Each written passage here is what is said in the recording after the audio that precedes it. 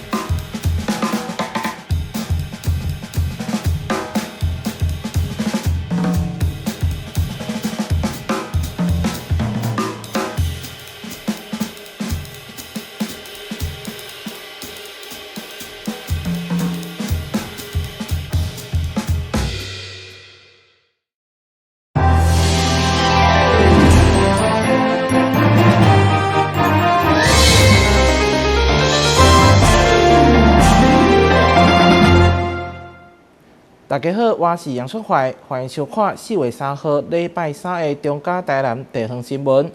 红球计划来到台南第6天，今仔日伫台南美术馆2馆展出。外口虽然是31度的高温，也毋过民众游玩伫咧排队，要争取5分钟看红球互动的机会。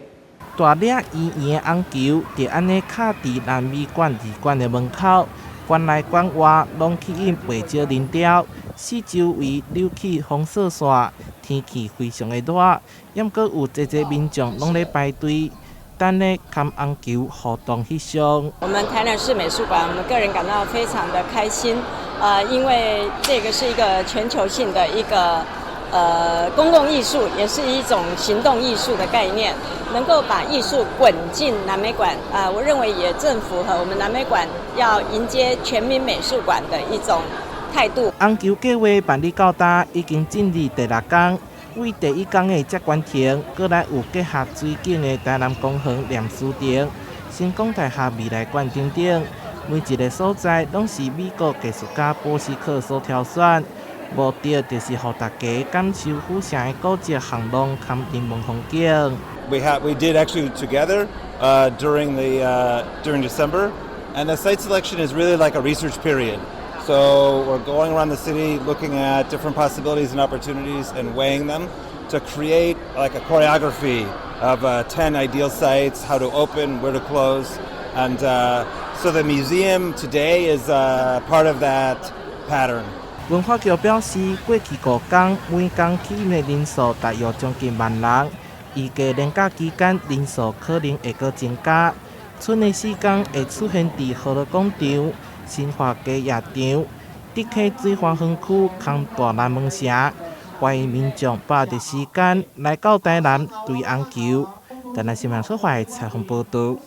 上市公司联想建设伫台南市高期推出建案，原本要伫111年12月底交厝，后来已经拖到112年10月。因此，自号向议员林美燕申请，希望建设公司依照合约来赔偿。民众辛苦来买厝，甲建设公司来签约，但后来因为交厝延迟，造成身故后权益的受损。上午透过议员林美燕来申请，希望建商会用依照合约来赔偿延迟交厝的赔偿金。从他原始的定的合约到他拿到使用执照，就已经290天了。那我们想说他已经快交屋了然后他也稍微有在预告说可能什么时候会开始启动验屋或者怎么样，交几个月以后会交。然后我们就去询问说，那如果是这样子，是不是说你有那个延迟交屋嘛？你要赔偿，合约有定嘛？那是不是说你可以跟我们谈一下你要怎么赔偿？我们预期最好的状况就是说你是不是如果赔我们，到时候我们要缴款的钱可以扣掉？对，我们本来是这样想，哪知道我们去跟他反映这些事情的时候，到事务所去反映的时候，他们就当场就呛我们说：“你们这个房子都有涨价，你们都有赚钱我们不会赔你们的，你们都有赚钱，我们不会赔你的。不管房价涨跌，就是一个合约，不然我们就口头约定就好了。当初他为什么还要辛辛苦来签这个合约？这是第一点。第二点就是在不管斡旋之中，全部都是市府还有美燕姐在帮忙我们，连上看到现在也没有再出席，还是空位。所以他从一开始就是拒绝与我们做任何的斡旋。其实我们不一定要说要多阿爸的跟那个连上，我们也任何的态度也都是非常的温和。那只是说祈求连上给我们一个说法。那他从一开始就避而不谈到现在。上午出席的住户大约120位，议员林美燕嘛邀请市府、工务局、甲发展处的消保官来调解。不过，因为建设公司并无派人与会，而且消保官嘛回应，因为进前调解无成，议员伫记者会中嘛敲互建设公司，对方嘛表示只愿意延长报告来回应。我们现在正在开记者会啦，我们正在线上我要请问一下，就是针对我们连上海团这个延迟交屋这个利息迟延利息，你们现在怎么处理呀？我们现在已经在努力跟大家就是在交流中就是请大家多体谅一下，对，尽量那因为我们现在都还有一些户别都还在陆陆续续户当中，对。就交屋的部分对不对？对。那迟延呢？迟延利息怎么处理？利息的部分，这个部分我不太清楚呢，因为公司这边是还没有跟我们说要怎么那个处理确实，契约上有这样的迟延利息、迟延取得使用执照要给付迟延利息的约定，但是很可惜，两造针对这样子的一个给付迟延利息的部分没有办法达成共识。那连上这边，他后来是只能提供延长防水，还有那个建材设备部分的保固年限。好，那所以后续我想应该消费者针对这个部分是不满意的。那后续我们针对这个消费争议，我们的买受人可以向法院提出消费诉讼，那请求连上公司要依约给付迟延利息。因为建商无以合约来交厝。市府干务局甲消保官认为，只能以民事纠纷来处理，伫个协商无成。最后19月宣告后，嘛甲台南地方法院来提出民事的起诉状，诉请给付延迟的利息。台南新闻林跟采访报道。台南市甲高雄市验光师工会伫儿童节进前前往文苑国小举办儿童爱健康活动，设计一系列跟视力有关的闯关游戏，互囡仔有保护目睭的观念。目睭要一直看转动的球，讲出地面的数字，还佫利用视觉测格，看是倒一种动物有几支脚，为着互囡仔自细汉落实顾目睭的观念。台南市验光师工会特别设计一系列游戏，有5大过关闯关游戏，针对说一些视觉障碍啊，或是双眼的平衡，然后办一些活动，让大家认识说，各个视力的重要性。不能看3D 产品超过1小时，电视不能看太多，然后如果近视的话会看不清楚。学生他们可以了解，像这边的话是有那个视障的那个体验的感受。儿童节前夕，让孩子们了解从视力保健，还有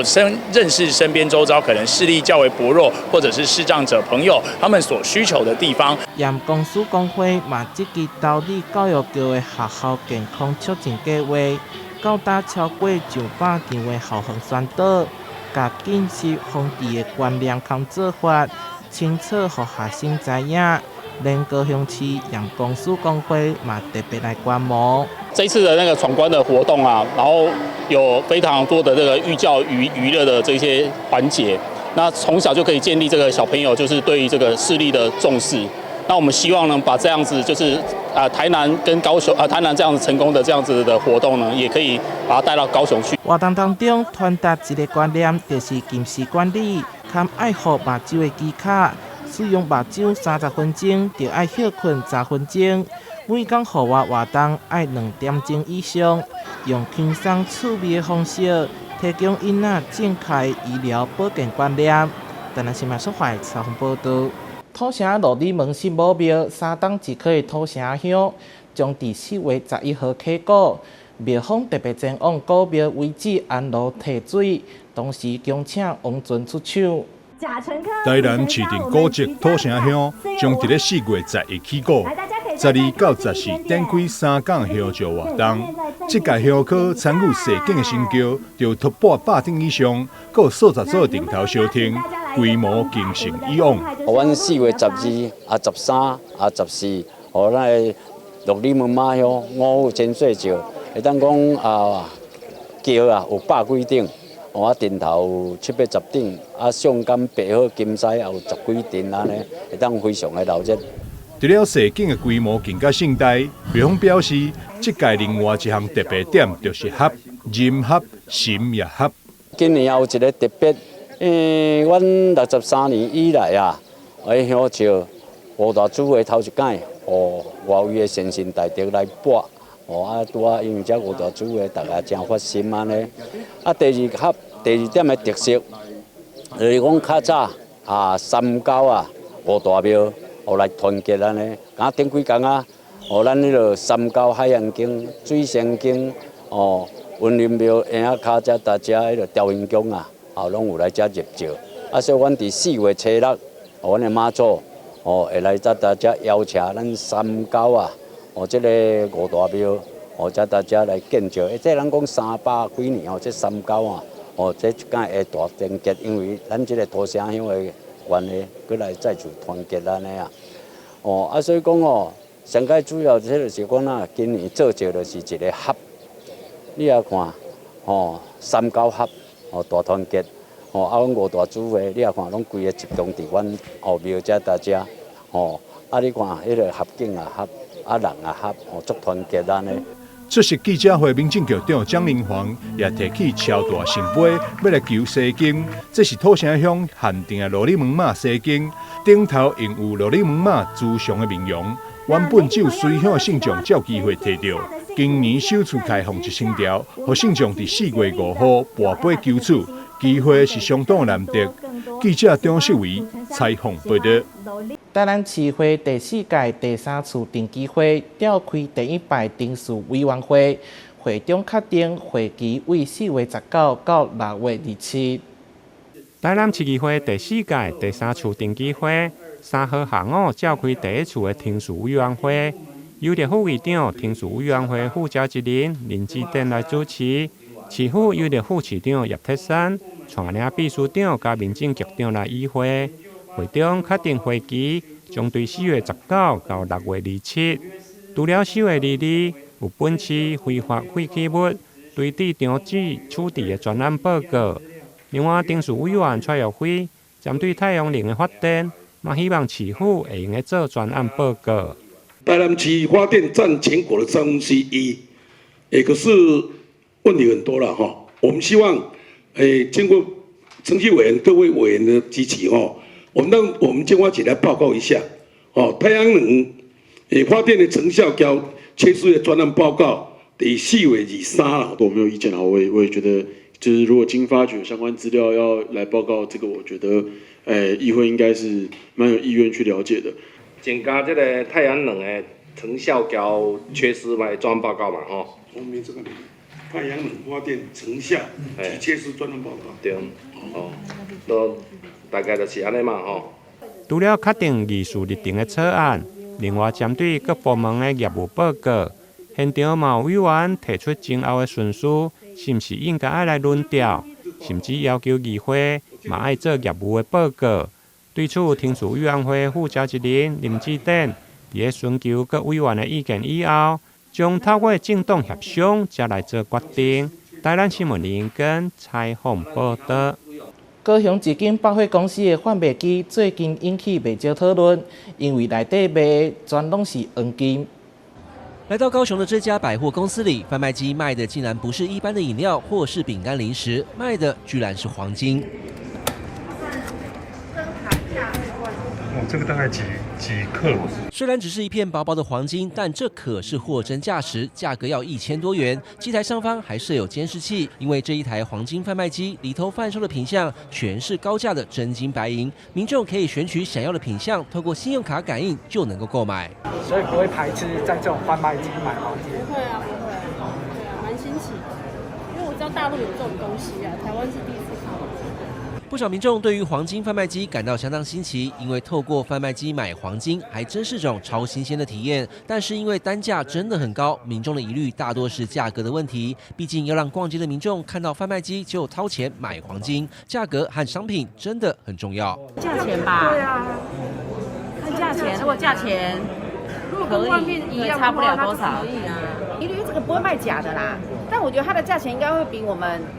应该都比外面还贵啊！你去买1、2金条什么之类的，应该价钱会高一点吧？这个价差其实跟我们银楼上面来讲还是偏高一点点，因为毕竟它还有5%的税，还有在一些贩卖机，但是它的便利性是属于一个比较噱头、比较新进的。全台首创的黄金贩卖机，今年才进驻百货公司，1个月就有20多万元的业绩，可见市场接受度相当不错。因为是透过电子贩卖机购买黄金，过程超方便，而且价格还会随着国际金价随时调整。我们的销售方式非跟传统银楼不一样的部分是，传统银楼通常都是1天1个价，那我们的售价都是会随着国际的牌价跟汇率做即时的浮动的。这一点的话，在贩卖机贩售商品的时候也是一样的，我们贩卖机上面的商品也是会随着金价的波动，然后去做售价的调整。以往买卖黄金都必须亲自走一趟银楼，不过随着金价越来越高，科技越来越便利，黄金不再是银楼的专利，只是要如何能够让民众在自动贩卖机买得安心，就要看业者如何推广行销。记者高雄综合报道。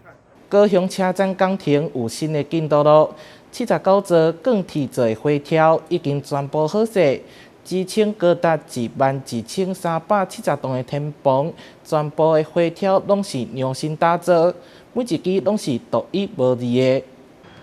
一根根的钢构花柱撑起了高雄车站整个天棚。总计有79座的花柱伫立在新高雄车站中，目前最后1座已经就定位，未来它们将会成为这片云朵天棚最坚实的支柱。我们这个天棚的工程呢，从106年4月开工到现在，那79支的花柱呢，在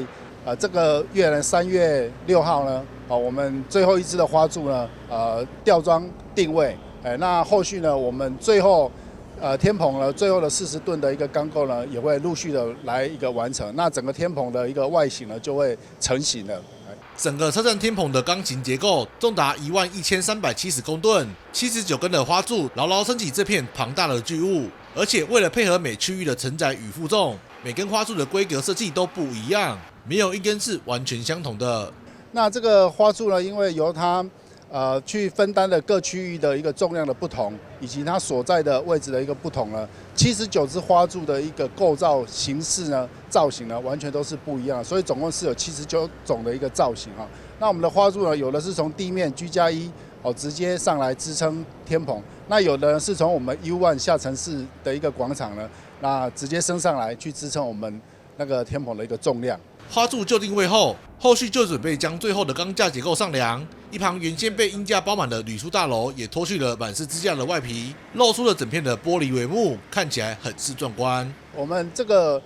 天棚呢，刚刚有提到最后的40吨的这个钢构呢，就是为什么会到现在才去做吊装哦，就是主要作为我们这个后面这个旅馆它吊车站立的一个吊装的一个位置哦。那我们的旅馆呢，在今年的2月呢，完成了外装的帷幕的施工，那鹰架也拆除了之后，才把这一块区域呢让出来给我们的天棚去做一个吊装。因为花柱已经全面就位，车站的下层广场也正在进行着敲除隔墙的作业。未来整片广场将会全部串联，旅客可以360度环面入站。车站工程长跑多年，已经进入了终局阶段。79座花柱朵朵开，也为这座雄伟的建物添下一笔里程碑。记者孙军高雄报道。基隆市政府全国首创亲子照护平台，家长未来伫半暝仔临时有儿童病痛照护问题，都会当利用线顶咨询。目前有超过100位的家长加入启用，4月份开始扩大使用。会痒吗？是他不会痒，这样去急诊好像又有一点太严重了啊！不然我来 Google 一下好了，很多妈妈群都有在讲。妈妈群，可是我记得之前听说妈妈群上面的资讯不一定正确。我想到了，昨天我带小宝去看感冒的时候，那里的医生跟我说，基隆现在有一个亲子照护平台，上面有专业人员可以随时的让我们提供咨询呢。那还是我们来试试看。好啊，试试看。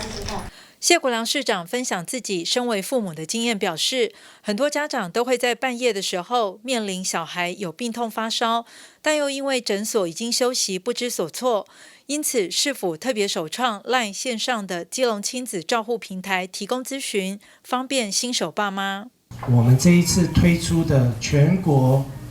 县市政府首创的亲子照顾平台。这个平台真好，他回答的非常的及时，而且上面的专业人员他解释的非常的仔细，而且浅显易懂，让我一看就了解。真的可以缓解我们这些妈妈紧张不安的情绪。对，因为其实我觉得当妈妈有时候小朋友一点点的小状况，那我们都会很紧张，但是我们又会担心如果在假日的时候没有诊所的状况下就跑去急诊，我们又会担心医疗资源的浪费，所以很常家长会很犹豫不决。那天发生这样的状况，其实那个平台真的给我很大的帮助，这样子，所以很呼吁大家就是可以一起来使用这个平台。现在这个事情很危险，赶快要送到医院的急诊室，或是说，有一点状况，孩子需要看医生，但是可以等到早上8点9点诊所开以后再过去，要不然就是说孩子还好啦，吃个安佳乐退个烧，或者是帮他抹一些这个过敏性的药物，抗过敏的药物。然后再观察看看，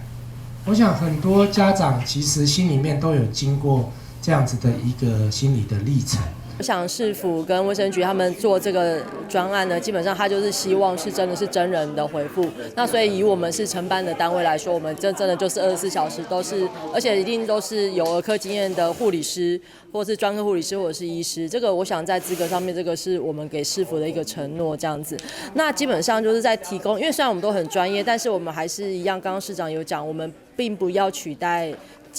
在地基层诊所医师的功能，所以我们大概在回答上面，我们还是会比较保守，因为毕竟我们不是实际跟家属具有个面对面的，也就是我们不做很明确的诊断，也不会给具体的治疗的建议。那我们只是会就情况来解决家长的一个问题，这样。那目前它已经是一个正式的，然后已经有跟这个社群媒体公司申请的一个付费的平台，所以它的人数是可以做扩充的。对，我们是平日的晚上8点到早上8点，